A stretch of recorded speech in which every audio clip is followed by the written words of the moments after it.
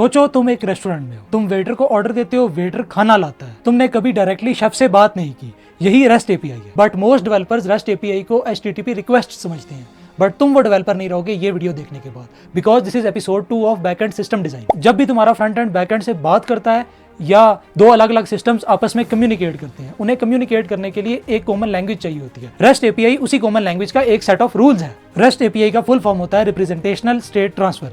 ये ना कोई लाइब्रेरी है ना कोई फ्रेमवर्क है, ये एक आर्किटेक्चरल स्टाइल है। 6 रूल्स को फॉलो करो और तुम्हारी एपीआई रेस्टफुल एपीआई बन जाएगी। सबसे important rule, client server separation. Backend को नहीं पता फ्रंट एंड रिएक्ट में है या व्यू में है, फ्रंट एंड को नहीं पता बैकएंड का डेटाबेस कौन सा है, दोनों एक दूसरे की इंटरनल चीजों में इंटरफेयर नहीं करते और अपना काम करते हैं। दूसरा रूल, स्टेटलेस, मतलब हर रिक्वेस्ट अपने साथ पूरी इंफॉर्मेशन लाती है। सर्वर को याद नहीं रहता तुमने पिछली दफा उससे क्या मांगा था, इसलिए तुमने जब भी डाटा भेजना है उसको फुल फ्लैज और detailed information through API provide करनी है। Third rule, caching. For example तुम इंस्टाग्राम चला रहे हो और जो ही तुम पोस्ट को लाइक करते हो लिखा हुआ आता है भाई लॉगिन कर दो, फिर पोस्ट पे कमेंट करते हो लिखा हुआ आता है भाई लॉगिन कर दो। इस तरह तुम इंस्टाग्राम दूसरे दिन ही बंद कर दोगे। इस प्रॉब्लम को सॉल्व करने के लिए कैशिंग यूज होती है, तुम्हारे ब्राउजर की स्टोरेज में डाटा को स्टोर करवाया जाता है। इस तरह तुम्हें लॉगिन करने की बार बार जरूरत नहीं पड़ती और जो ही तुम लाइक करते हो पोस्ट को तो तुम्हारा कैश डाटा बैकएंड पे थ्रू एपीआई भेज दिया जाता है। रेस्ट एपीआई सिर्फ कन्वेंशन है। अगर तुम अपने कोड में रेस्ट एपीआई यूज करते हो